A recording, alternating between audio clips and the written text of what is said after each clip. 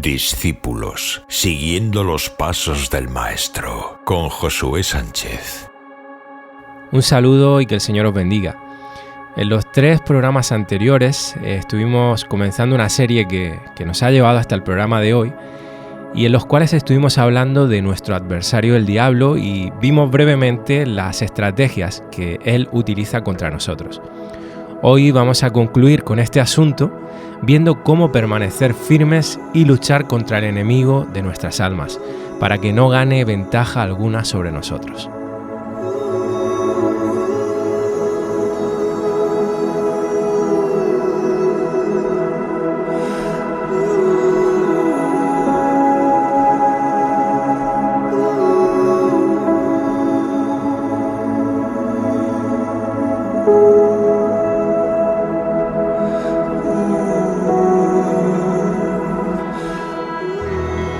Como dijimos en el primer programa, tenemos que ser muy conscientes de que como hijos de Dios estamos en una guerra y con un enemigo que no es como ningún otro.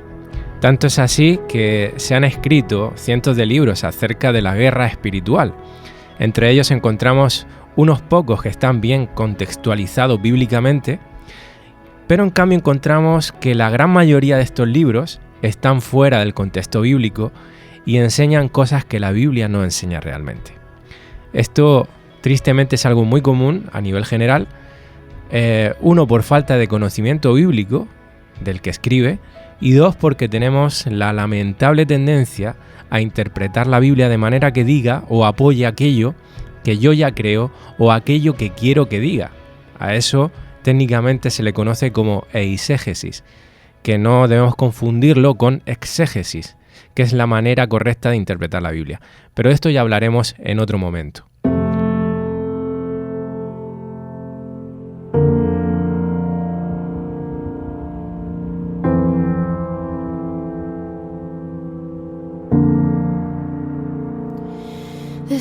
Volviendo al asunto de hoy, este mar de libros acerca de la guerra espiritual, de Satanás, de los demonios, como es un tema tan atrayente, con cierto halo de misterio, es un sector que tiene grandes cifras de ventas. Yo he tenido la oportunidad de leer algunos de estos libros hace años y a día de hoy puedo concluir que muchos de ellos no son para nada bíblicos, por tanto no son recomendables.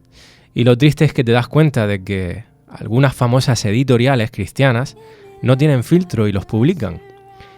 Y están de alguna manera ignorando el tremendo daño que pueden llegar a hacer, sembrando falsa enseñanza entre el pueblo de Dios. Pero gracias a Dios que aún existen editoriales que se mantienen fieles a la palabra de Dios.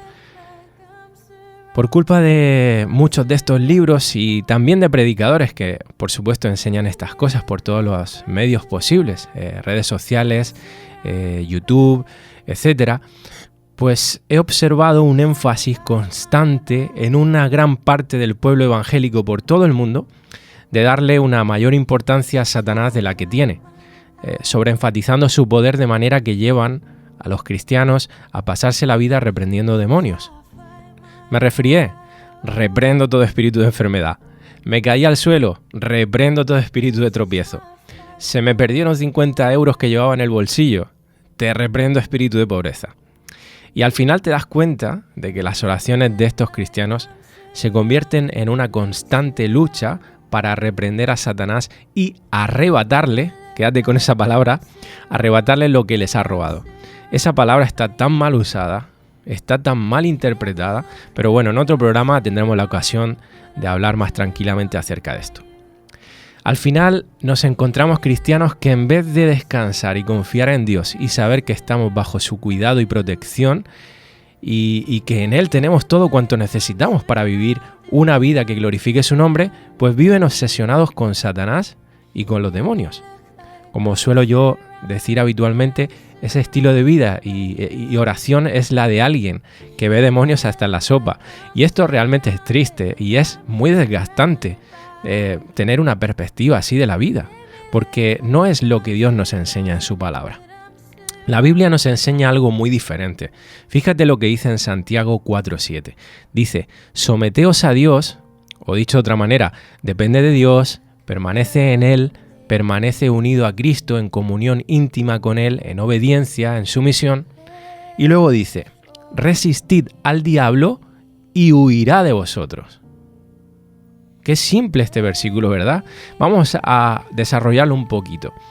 Bíblicamente, nosotros somos llamados a someternos a Dios y a resistir al diablo, y así Él va a huir de nosotros.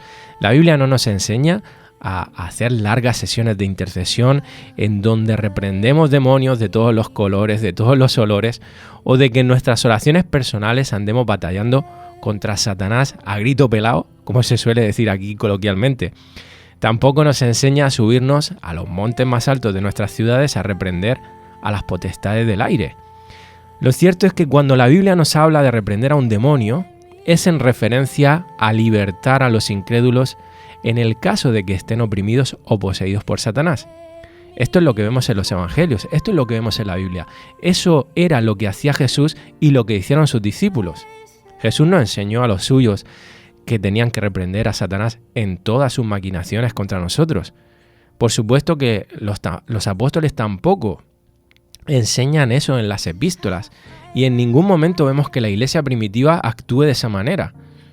¿Cuándo entonces tenemos que reprender a Satanás?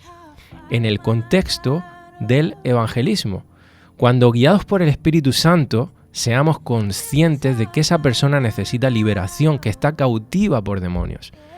Y eso, por supuesto, requiere discernimiento espiritual y mucha prudencia a la hora de actuar.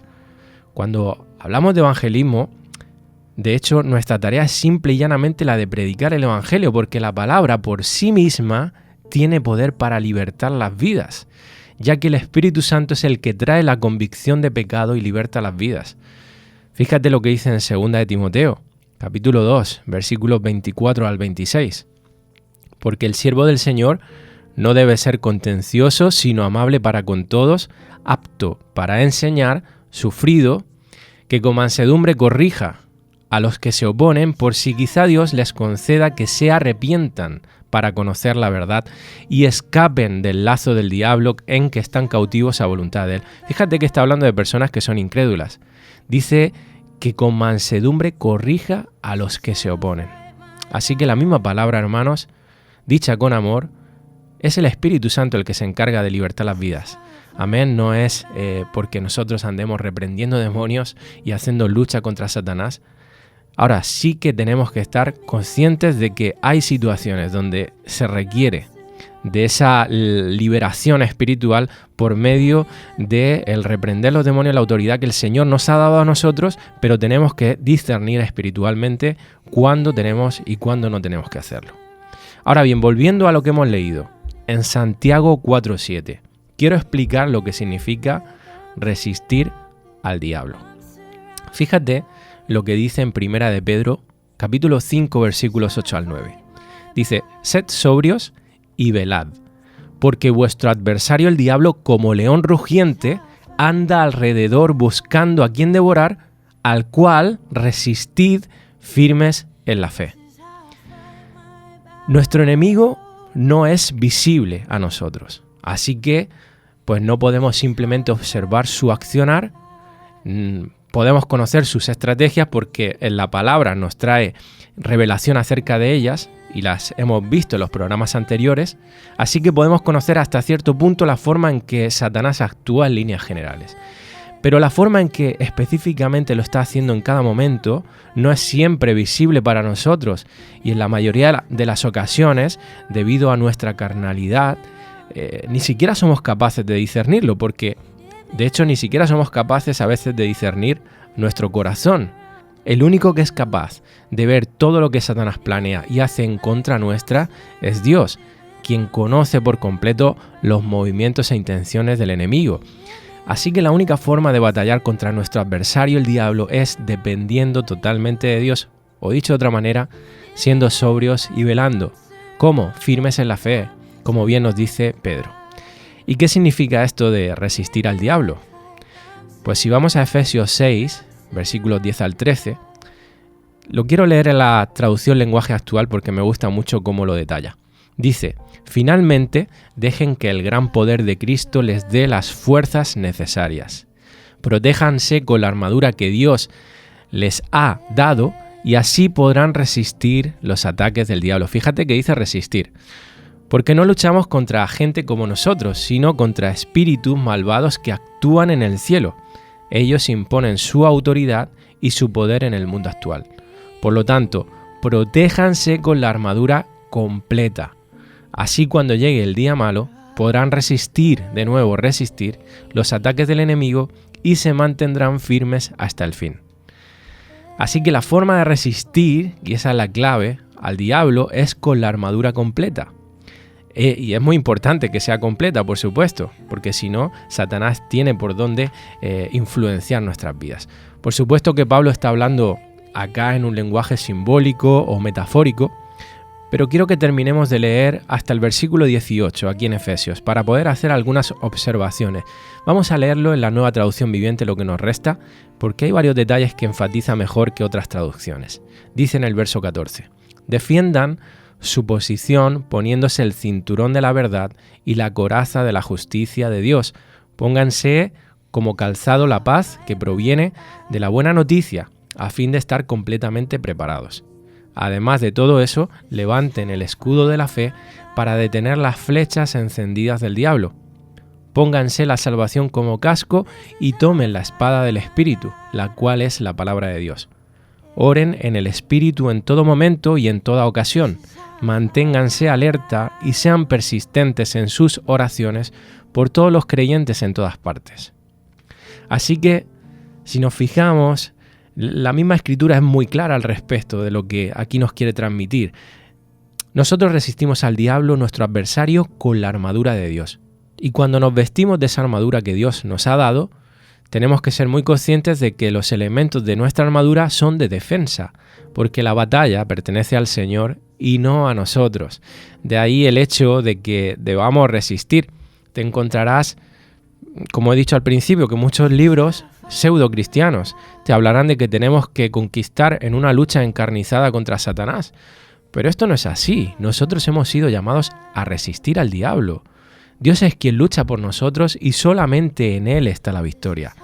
La batalla ya ha sido ganada por Cristo en la cruz, donde Él despojó a las autoridades demoníacas, triunfando sobre ellos en la cruz del Calvario. Así que batallamos con un enemigo que ya ha sido derrotado en la cruz, pero que opera aún en este mundo por la soberanía y voluntad de Dios.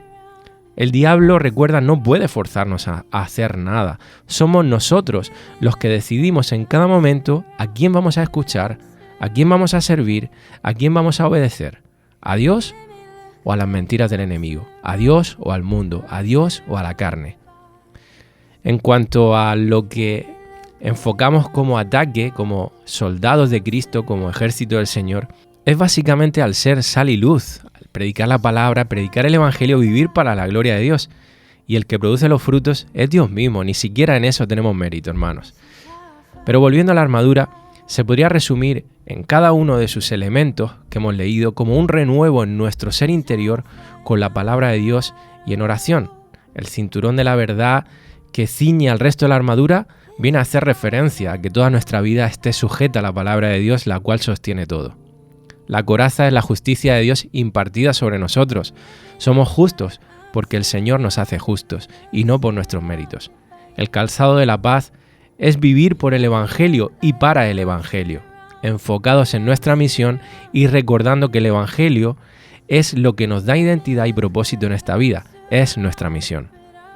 El escudo de la fe detiene las flechas del enemigo porque nuestro corazón no duda de Dios y de su palabra, pase lo que pase y venga lo que venga. Nuestra confianza tiene que estar puesta en la bondad de Dios y en sus promesas que no merman si nuestra fe es una fe inamovible en Dios. En cuanto al casco, el casco es sabernos salvos, el yelmo de la salvación dice, estar seguros de nuestra salvación únicamente por Cristo, lo cual es la mayor alegría de un cristiano y la esperanza firme que nos sostiene en los momentos difíciles y en los sinsabores que trae esta vida. Un cristiano que duda de su salvación es como carne para los leones, es como una presa para los leones. Así, de la misma manera, Satanás nos devorará si no estamos seguros de nuestra salvación. Y por último, la espada del Espíritu es responder a cualquier cuestionamiento y engaño de Satanás con la palabra de Dios, la cual es vida y verdad. Quiero terminar leyendo un par de versículos más. Uno de ellos se encuentra también en Efesios. Efesios 4, 23 al 24 dice: y renovaos en el espíritu de vuestra mente. En la Nueva Traducción Viviente dice: dejen que el espíritu les renueve los pensamientos y las actitudes. Y el 24 dice: y vestíos del nuevo hombre, creado según Dios en la justicia y santidad de la verdad.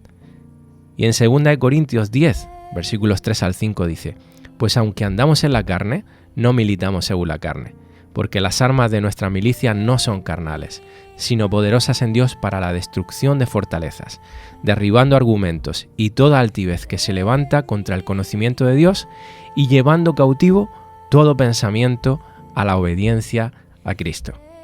Querido hermano, esta es nuestra lucha y así es que debemos lucharla. Así que sin más te dejo, deseando que Dios te bendiga grandemente.